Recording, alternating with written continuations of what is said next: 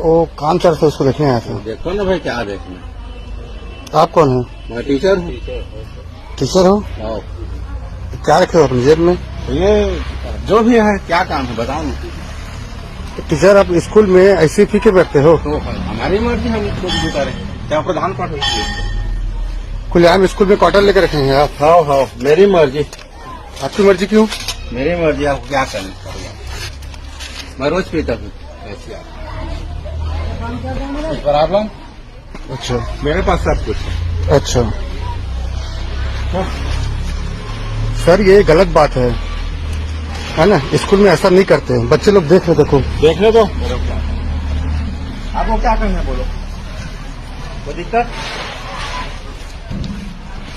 आप government job में sir, आप शिक्षक हैं। गवर्नमेंट जॉब में क्या करना है बोलो, कोई दिक्कत? मैं कर रहा जो कर रहा हूँ। हाँ बोलो। ये है सीसी, ये सब है मेरे पास, फोटो खींच लो। क्या नाम? पता नहीं सर, मैं ले जा रही, अभी जा रही हूँ। जेब में रखा हुआ है, सामने स्कूल है, स्कूल के अंदर पानी। पहचान को तो दिखाइए। मैं दिखा रहा हूँ सर, आपको दिखा रहा हूँ। सर ये तो अभी आ रहे हैं, स्कूल ऐसे भी लेट में आए हैं। लेट में आया हूँ और आया हूँ सुबह से आया हूँ, 1-2-3 घंटे हो गया हूँ। ये देखो, ये देख लो, ये फोटो खींच लो, ये मेरा फोटो आने